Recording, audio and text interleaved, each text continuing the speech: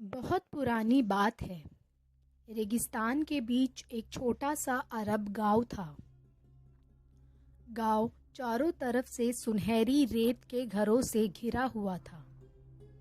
जब तपती धूप रेत पर चमकती थी तो लगता था जैसे पूरा गांव सोने की चादर से ढका गया हो। गांव के बीच एक पुराना खजूर का बाग था और उसके पास एक छोटा सा पानी का तालाब, जहाँ से लोग और ऊंट पानी पीते थे। मिट्टी और पत्थर से बने घर, ताड़ के पत्तों और लकड़ी की छत से ढके हुए घर। गांव के गलियों से गुजरते वक्त हर कोने पर मसालों, खजूर और इत्र की खुशबू हवा में घूमती थी। इसी गांव में दो भाई रहते थे, अब्दुल और इब्राहिम। दोनों बचपन से ही बड़े तेज और चतुर थे। उनका दिमाग हर वक्त नई चाल चलने के लिए तैयार रहता था, लेकिन दिल साफ नहीं था। गांव के लोग अक्सर कहते, अल्लाह ने इन दोनों को दिमाग बहुत दिया है, लेकिन अगर ये नेक दिल होते तो पूरे गांव के काम आते। अब्दुल और इब्राहिम की आदत थी हमेशा अपने फायदे के लिए दूसरों को धोखा देते। कभी किसी व्यापारी से ऊंट के सौदे में चालाकियां करते तो कभी पानी चुपके से ले आते और बाद में गांव वालों को महंगे दाम में बेचते। बचपन में ही जब दोस्तों के साथ खेलते तो वो खुद को जीत दिलाने के लिए चुपके से चालाकियां करते। अगर कभी खेल में हारने लगते तो तुरंत किसी को बेवकूफ बनाकर जीत जाते। गांव के लोग कहते, ये दोनों सच में बहुत चतुर हैं, लेकिन अंदर ही अंदर सब उनसे बचकर रहते, क्योंकि उनका भरोसा कभी पक्का नहीं था। समय बीतने लगा, दोनों बड़े हुए। अब उनका चालाकपन और भी बढ़ गया। गांव के किसान जब अपना अनाज बेचने बाजार जाते तो अब्दुल और इब्राहिम पहले उन्हें डरा देते कि तुम्हारा अनाज खराब है, कोई नहीं लेगा। बेचारे किसान मजबूर होके सस्ता अनाज उन्हें बेच देते। फिर ये दोनों उसी अनाज को शहर ले जाकर महंगे दाम और ढेर सारा मुनाफा कमा लेते। एक दिन एक मुसाफिर गांव आया। बेचारा रास्ते में भटक गया था। दोनों भाई उसके पास गए और बोले, यहाँ चारों ओर डाकू घूमते हैं। यहाँ चारों ओर डाकू घूमते हैं। अगर बचना है तो हमें अपने पैसे दे दो, हम तुम्हें सुरक्षा देंगे।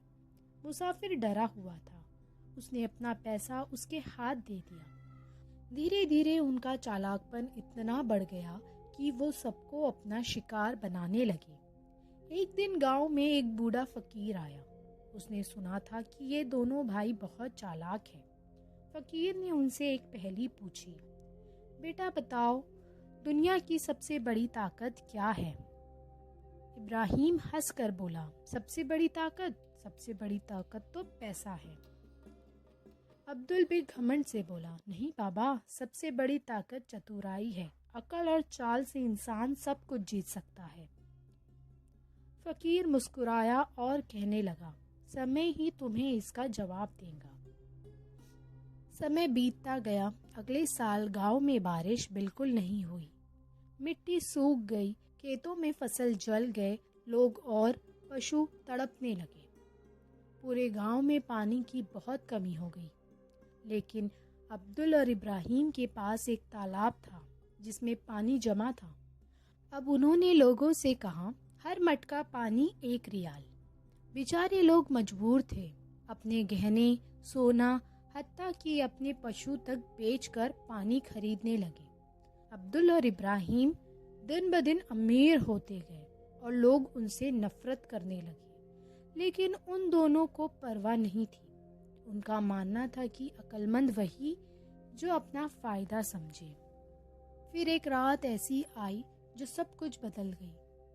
आसमान पर अचानक काले बादल छाने लगे, बिजली चमकी और तेज तूफान आया। बारिश इतनी ज्यादा हुई कि उनका तालाब किनारे तोड़कर बहने लगा। जो धन, सोना, गहने उन्होंने तालाब के पास छुपा कर रखे थे, सब बह गए। उनका घर भी बारिश से गिर गया। एक ही रात में जो कुछ भी उन्होंने चालाकियां करके इकट्ठा किया था, सब पानी में बह गया। सुबह जब लोग अपने घर सुधार रहे थे, फकीर वापस आया। उसने दोनों भाइयों को रास्ते पर बैठे हुए देखा। फकीर शांत आवाज में बोला, समझे बेटा, पैसा और चालाकियां हवा की तरह है, आज है कल नहीं। जो चालाकपन दूसरों की भलाई में लगता है, वही असली ताकत है। जो सिर्फ अपने स्वार्थ के लिए चतुर बनता है, उसकी चतुराई उसी को बर्बाद कर देती है। दोनों भाई फकीर के पैर पकड़कर रोते हुए बोले, बाबा, अब हमें समझ आ गया है, हमने अपनी अक्ल का गलत इस्तेमाल किया। अब से हम अपना चालाकपन सिर्फ दूसरों की मदद के लिए ही लगाएंगे। उस दिन के बाद अब्दुल और इब्राहिम बदल गए। उन्होंने पानी सबको बांटना शुरू कर दिया। गांव वालों की फसल लगाई, पशु के लिए चारा लाए। धीरे धीरे लोग उनसे प्यार करने लगे। गांव में इज्जत और सुकून वापस आ गया और सबने समझा कि चतुर वही है जो अपनी बुद्धि से लोगों की भलाई करे। जो सिर्फ अपने फायदे के लिए चालाक बनता है, वो हमेशा अपना सब कुछ खो देता है।